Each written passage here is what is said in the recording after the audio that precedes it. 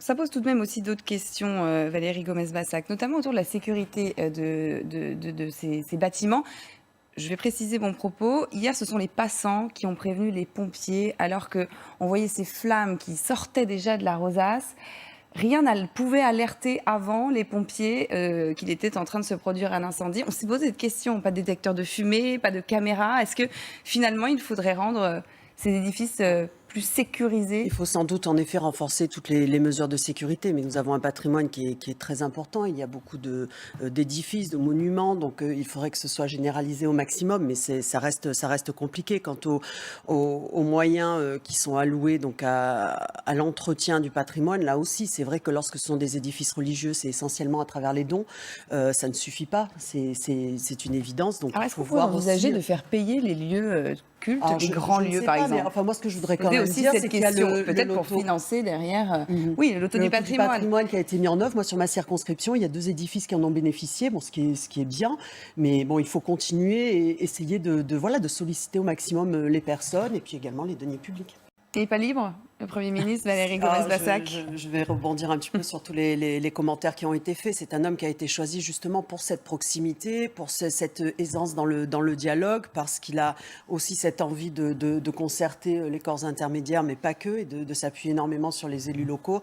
Donc laissons-les commencer et voir un petit peu voilà, comment va être mise en place cette politique. Et encore une fois, qu'il y ait des personnes de droite et de gauche, on l'a toujours dit, on est au-delà de ces clivages et on travaille sur un programme, sur une politique à mener.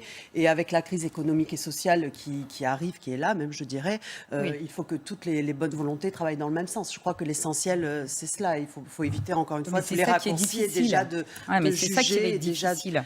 Mais enfin, si ça marchait, la droite et la gauche, ça fait longtemps que ça aurait déjà fonctionné. Les chiffres économiques étaient très bons avant la crise Non. sanitaire, que ce soit en termes de chômage ou d'attractivité. On a Prélèvements au moins ça. obligatoires, On les n'a plus pas pu importants en Europe. continuer. Le Le déficit prélèvement a à la explosé. source, ça c'est s'est la bien faute passé. des Donc, Français ou du toujours être Covid. dans le Très négatif, bien. je crois que les Français n'en veulent plus de cela. Ça, c'est Et sûr. encore une fois, eh bien justement, donc laissons travailler les personnes qui sont aux commandes et nous verrons.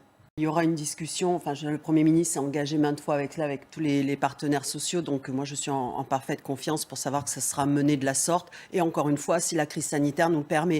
Et il faut aussi, je pense vraiment, tout axer sur la relance économique. C'est l'essentiel est là. Et cela va Et les conditionner beaucoup de choses. préoccupations du Et le quotidien. Conseil européen en ce moment aussi, avec la relance au niveau européen, la personne n'en parle. On va mais en c'est parler également- Ah, je vous justement remercie. parce que tout à l'heure nous irons à Bruxelles dans un instant. Mais tout d'abord évidemment cette question qui concerne encore les gens parce que oui, on peut parler de cette réforme des retraites, de l'assurance chômage, mais les gens, les Français en tout cas s'intéressent à leur quotidien, ce qui fait partie de leur quotidien. Il y a les impôts notamment. Est-ce que les Français vont échapper clairement à une hausse des impôts?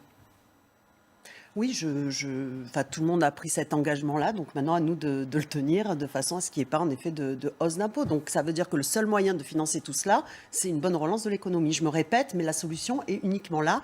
Et même si on doit faire attention par rapport à la transition écologique, par rapport à l'environnement, etc., l'essentiel, c'est que tout le monde puisse travailler et que les entreprises puissent arriver à fournir du travail à tout le monde. C'est compliqué à 27 Mais de toute façon. voilà, l'Europe, ça a toujours été compliqué, mais aujourd'hui, on a besoin de cette Europe. On en a besoin surtout, encore une fois, au niveau économique. Il faut arriver à créer cette souveraineté économique. C'est ça qui permettra de relocaliser certaines productions. C'est ça qui permettra d'être plus fort par rapport à la concurrence des États-Unis et de la Chine.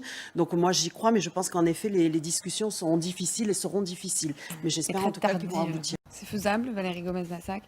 En effet, ces discussions tous ensemble, certes, mais là, c'est compliqué on parce qu'il y a atteint un des- peu une limite. Encore une fois, alors, on l'a vu antérieurement, on arrive toujours à un moment à se mettre d'accord, mais c'est compliqué. Quelle posture doit adopter le chef de l'État Il a été clair, il a une réelle ambition pour l'Europe, pour la France et pour l'Europe, et je suis persuadée qu'il ne lâchera rien. Maintenant, c'est vrai qu'il cherche des compromis parce qu'il faut avancer, parce qu'il y a des textes, hein, la règle de l'unanimité est là, et vous n'êtes pas les seuls, à mon avis, à la dénoncer. Je crois que ça a été fait également de votre côté. Ouais. Donc, tout le monde regrette cette règle qui fonctionnait bien lorsque les États étaient peu nombreux, et qui aujourd'hui n'est plus applicable. C'est trop difficile.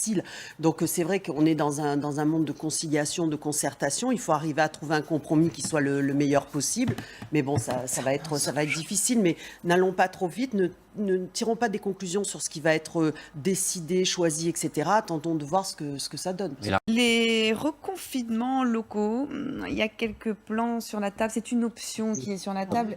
Il l'a dit, le Premier ministre, hein, clairement, chez Oui, nos confrères de France 2. c'est une option. Et puis bon, c'est vrai que bon, moi je suis en région PACA, donc je suis dans le département du Var, donc inquiète parce que des chiffres qui augmentent. Donc tout le monde en parle de ce risque de confinement et de confiner à nouveau. Mais c'est vrai que là, avec les flux de population et tout, j'arrive même pas à imaginer comment ça pourrait être mis en place. Et je crois qu'en effet, nous en discutions hors antenne, mais je crois qu'il faut vraiment que ce soit vu au niveau local et décidé au niveau local. Mais c'est vrai que c'est inquiétant. Donc les chiffres augmentent, mais il y a aussi beaucoup plus de tests. Donc espérons que ce soit ça, que ce soit pas une reprise de la crise sanitaire. Mais ces tests demandent énormément de logistique, Moyens humains. notamment sur les Énormément. opérations comme ça de dépistage Surtout, massif. oui. Est-ce qu'on est prêt? Est-ce qu'on peut faire face?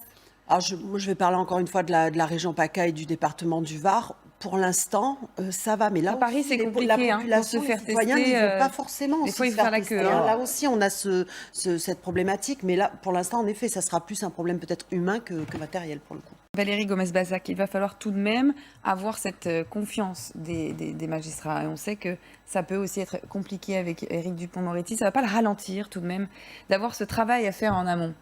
Je pense pas parce que, encore une fois, là maintenant, il réagit plus en tant qu'avocat, il réagit en tant que ministre. Et là, l'intervention qui vient d'être faite par Madame Sarmarin montre bien quand même qu'il y a une écoute de la part des magistrats et plutôt même une tolérance, je dirais. Elle a réagi sur tous les propos de l'interview qu'il a rendue dans le JDD et où tous ces points sont abordés. Et on voit que ça va quand même dans le bon sens. Donc moi, je suis plutôt confiante. Et là aussi, il y a un intérêt de travailler tous ensemble. Les différents points qu'a soulevé Monsieur le ministre Dupond-Moretti, j'allais dire Maître Dupond-Moretti, sont intéressants, sont ambitieux parce qu'ils Ambitieux touchent mais quand même réaliste. Hein. Il Voilà, dit, voilà, mais moi, en réaliste, c'est ce 600 que jours, je ne vais j'allais pas pouvoir tout faire.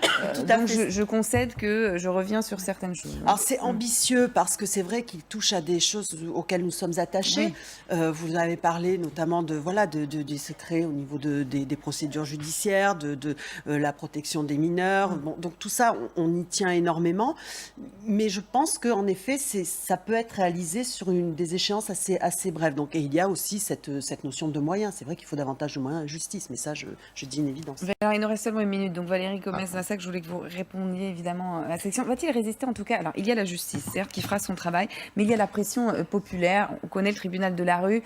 Ses déplacements, à chaque fois agrémentés par un comité d'accueil. Il peut résister à cette pression populaire? Je pense qu'il peut résister. J'espère qu'il va résister parce qu'il y a quand même un principe en droit qui est la présomption d'innocence et j'espère bien que ça s'applique également à nos ministres. C'est très facile aujourd'hui de porter des accusations sur quelqu'un. Il y a, comme vous l'avez dit,